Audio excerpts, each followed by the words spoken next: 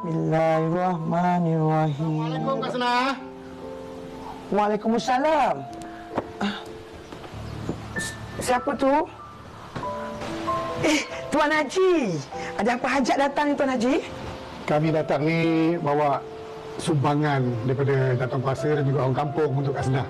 Ya Allah, terima kasihlah Tuan Haji. Orang kampung ni dah banyak sangat menolong saya Tuan Haji. Terima kasih banyak-banyak. Tak terbalas budi saya pada diorang ni semua.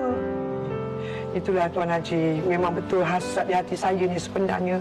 Saya kalau boleh nak duduk dekat pondok, saya nak mendalamkan pelajaran agama saya Tuan Haji.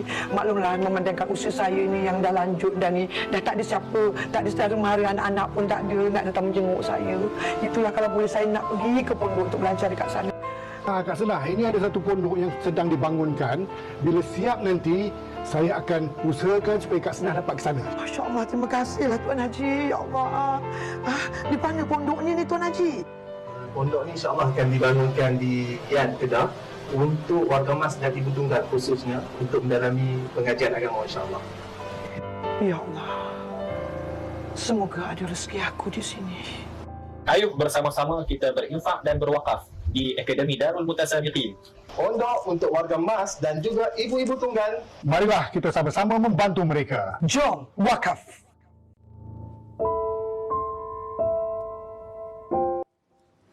Subhanallah, kalau kita melihat kepada kajian dan juga statistik ya, sebenarnya angka warga tua semakin meningkat di Malaysia ini dan sebenarnya kita sangat-sangat kekurangan pusat atau fasiliti untuk kita memastikan agar warga tua yang tidak ada waris, tidak ada keluarga untuk menjaga mereka sangat-sangat kurang sebenarnya dan sangat-sangat perlu kepada fasiliti seperti ini. Dan untuk membincangkan tentang ini kita bersama dengan Ustaz Muhammad Fikri Abdul Razak, Pengerusi Darul Mutasabiqin dan juga Ustaz Muhammad Amin Badrun Hisham, Timbalan Pengerusi Darul Mutasabiqin. Assalamualaikum Ustaz sekalian. Apa khabar? Assalamualaikum warahmatullahi wabarakatuh. Alhamdulillah. Sihat, Alhamdulillah.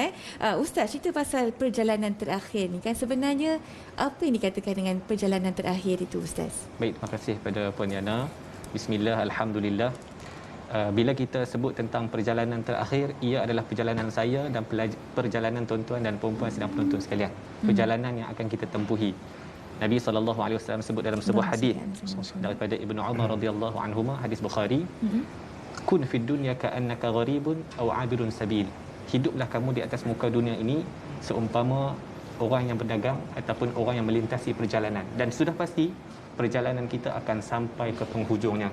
Dan setiap di antara kita mengimpikan penghujung kesudahan hidup yang baik, seperti mana doa yang kita panjatkan, Rabbana khtim lana bi husnil khatimah wa la takhtim alaina bi su'il khatimah. Ya Allah, bagilah kesudahan hidup aku kesudahan hidup yang baik, kesudahan hidup yang diredai oleh Allah, dan jauhkan daripada kesudahan yang tidak baik, kesudahan yang dimurkai oleh Allah Subhanahu Wa Taala. Dan kita mengimpikan perjalanan tu, mudah-mudahan insya-Allah Allah letakkan kita dalam perjalanan yang diredai oleh Allah Subhanahu Wa Taala insya-Allah. Baik, untuk pengenalan ya kan, boleh Ustaz beritahu sedikit mengenai Darul Mutasabiqin ini kepada penonton? Bismillahirrahmanirrahim. Assalamualaikum warahmatullahi wabarakatuh. Senang penonton yang dirahmati Allah sekalian. Akademik Darul Mutasabiqin kita tubuhkan atas semangat menjunjung firman Allah Subhanahu Wa Taala, fastabiqul khairat. Allah suruh kita berlumba-lumba untuk membuat kebaikan. Kita menubuhkan Akademik Darul Mutasabiqin pada tahun 2019 dan antara program yang telah kita buat iaitu dakwah berkebajikan. Antara dakwah yang kita laksanakan, antaranya kita menerbitkan buku Pengaruh Syaitan dalam Kehidupan dan kita sebarkan, kita berikan secara percuma kepada masyarakat.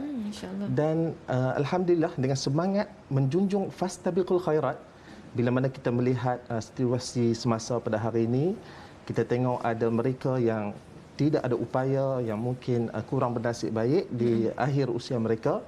Kita bercita-cita untuk mewujudkan satu suasana pengajian pondok moden, dan alhamdulillah kita telah memiliki sebidang tanah di Yan Kedah dan kita sekarang dalam proses membangunkan pondok warga Mas dan juga ibu-ibu tunggal yang insya-Allah mereka yang kurang bernasib baik kita akan ambil, akan menetap di sini, akan mendalami ilmu agama, seterusnya menepati sasaran mereka di akhir usia mereka. iaitu untuk menjadikan penutup mereka iaitu husnul khatimah insya-Allah. Masya-Allah. Ustaz, sebenarnya kalau kita tengokkan apakah antara kelebihan kita menjaga warga emas dan juga ibu tunggal ni? Sebab kalau kita tengok macam tadi dari statistik kan, sebenarnya banyak kalangan warga emas dan juga mungkin ibu tunggal yang tidak ada waris yang menjaga mereka, hidup seorang-seorang melarat, tak ada bimbingan dan sebagainya.